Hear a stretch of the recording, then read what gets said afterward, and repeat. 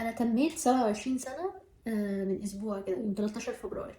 فالمهم جالي كومنتات كتير بقى: انت شكلك 20 سنه، انت استحاله تكوني 27، مش عارف ايه. انا دايما يتقال لي الكلام ده في الحقيقه برضو، وهقول لكم الموضوع بدأ ازاي.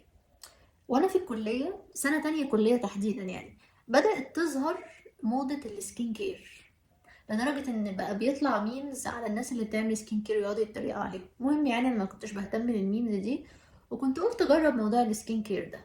الموضوع بدأ بسكين كير، تمام. كنت اقعد بقى اشتري بقى في غسول ومرطبات وفيتامين سي وكنت اقرا كتير قوي عن السكين كير، وكنت اشتري برضو هالورونيك اسيد. كنت مخلصه فلوسي على السكين كير. كنت اشتري برضو سان سكرين او سان بلوك. المهم يعني ما كنتش بحس بفرق كبير قوي وانا بستخدم منتجات السكين كير دي. يعني انا دايما بشرتي كويسه، يعني ولا هي فيها حبوب اوفر ولا هي دهنيه اوفر، يعني كانت كويسه ما فيهاش عيوب.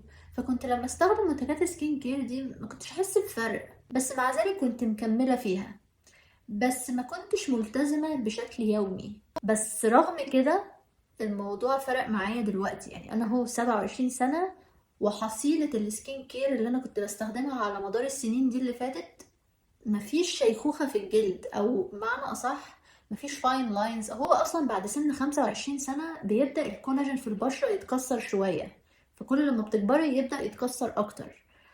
فحصيلة السكين كير اللي بتعمليها بدري من وانت صغيرة بتأخر عملية تكسير الكولاجين. ف يعني من البلدي كده انت لحقتي نفسك بدري. في بقى بنات اول لما بتوصل ل 25 سنة او بتدخل على 30 بتبدأ تضرب حقن بوتوكس بقى عشان تداري الخطوط دي. ده طبعا بسبب انها كانت طول السنين اللي فات دي ما كانتش بتهتم ببشرتها، ما كانتش حتى مقتنعة بفكرة السكين كير، والسكين كير الصح مش اي سكين كير.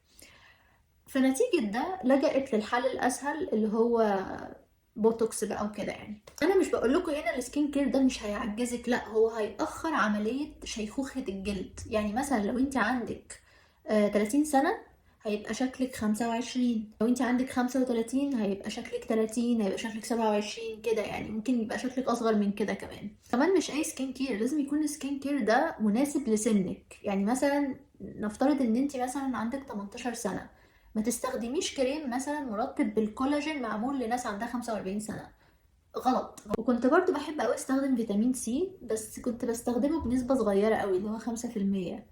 لو كبرتي في السن شوية ممكن تبدأي تدخلي على 10% و20%، لأن الفيتامين سي لما بيكون مركز بكمية كبيرة وانت لسه صغيرة ممكن يحصل بنتيجة عكسية. وكنت احب استخدم الهاليرونيك اسيد. طبعا الحاجات دي كلها وانا بستخدمها وانا صغيره ما كانش بيبقى فيها فرق قوي. الفرق بيبان لما تكبري، هتلاقي نفسك مفيش شيخوخه في الجلد، مفيش فاين لاينز، مفيش مثلا لما بترفعي حواجبك كده مفيش الخطوط دي. المشكله بقى ان فيتامين سي في مصر، اللي هو الفيتامين سي المحترم في مصر، بقى غالي. يعني هو غالي لان طريقه تصنيعه معقده وبتاخد وقت، تاخد شهور، فهو غالي فعلا. ومش اي فيتامين سي، الفيتامين سي المحترم اللي هو بيركز فعلا على شيخوخة الجلد. المشكلة ان هو غالي، فمش كل الناس بتقدر تعرف انها توفره. بس مع ذلك انت ممكن تعوضيه في عوامل داخلية في الاكل. مثلا انا مثلا بحب المانجا. المانجا دي فيها فيتامين سي وكولاجين، الاتنين، ودول اكتر اتنين ضد شيخوخة البشرة، شيخوخة الجسم، عامل مؤكسد طبيعي، وفي كمان استروجين.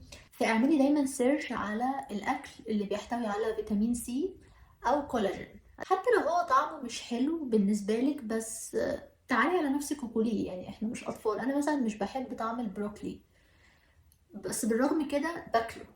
البروكلي ده رقم واحد في العالم في نسبة الكولاجين وفيتامين سي. حاجة مهمة تانية برضو اكتشفتها: ما تغسليش وشك بشكل يومي بالغسول، بالأخص الصبح. لو عايزة تغسليه اغسليه بالليل، لان واحنا نايمين بالليل البشرة بتفرز مرطبات طبيعية بترطب البشرة وبتقتل البكتيريا وكده. يعني فلما انت تصحي الصبح تغسليه كده بالغسول، الغسول بيقتل الحاجات اللي اتفرزت في البشرة. فده غلط يعني، ده هيعجز البشرة بدري. انت اصحي الصبح اغسلي وشك بمية كده بس، وامضي في طريقك للحياة. بس في نقطة بقى مهمة انا نسيت اتكلم عنها. آم، كان جوزي دايما يقول ان هنا الستات في استراليا كان ممكن مثلا تقابلي واحدة عندها 30 سنة بس يبقى شكلها 40، او تقابلي واحدة عندها 40 بس يبقى شكلها 50. ايه السر؟ السر ان هنا الكالتشر، هنا الناس مهووسة بالتان. حتى لو دخلتي اي صيدلية هتلاقي كريمات تان تان تان، وفي كمان كريمات فيك تان. فهنا الثقافة العامة ان هم بيحبوا التان وكده، ما يحبوش البشرة البيضة الموردة. المهم يعني الشواطئ هنا نادرا لما تلاقي شمسية اساسا، فالكل قاعد كده على الشط في الشمس ساعتين او 3 ساعات عشان ياخدوا تان. وما بيحطوش سان بلوك او سان سكرين، مع ان السان سكرين او سان بلوك مش بيمنع التان، يعني انت ممكن تحطيه وتاخدي تان برضو، بس هما في اعتقادهم ان هما لو حطوا سان سكرين او سان بلوك مش هيجيلهم تان. المهم يعني هما بيقعدوا بالساعات في الشمس عشان بس لون التان ده. فده السبب ان هما لما بيكبروا او يوصلوا عند 30 سنة بيبقى شكلهم كبير. يعني بتكلم طبعا على شيخوخة الجلد، بيبقى جلد والوش بتاعهم شكله كبير في السن، لان الشمس حرفيا بتخلي الجلد يشيخ بنسبة 70%. خصوصا ان هما بيقعدوا بالساعات. هنا على فكرة منتشر قوي سرطان الجلد بسبب اللي هما بيعملوه. خصوصا ان استراليا قريبة من خط الاستواء، يعني مصر بعيدة عن خط الاستواء، فهم قريبين من الشمس وبيعملوا كده. فمهم جدا انك تستخدمي سان سكرين، مش شرط على البحر، في اي حتى لو انت رايحه البقال اللي قدامك حطي سان سكرين. او انا مش بس بحط سان سكرين، انا بحط سان سكرين وبلبس كاب. اخر نقطه بقى ودي مهمه برضو، لو انت شخص مدخن وبشكل هستيري فانت وش هيبقى شكلك اكبر من سنك. ومش الشكل بس، الصحة كمان. فأنا مش هقولك امنعي التدخين خالص لأن دي صعبة لبعض الناس، بس على الأقل قللي الأيام اللي انتي بتدخني فيها، بس قللي الموضوع يعني.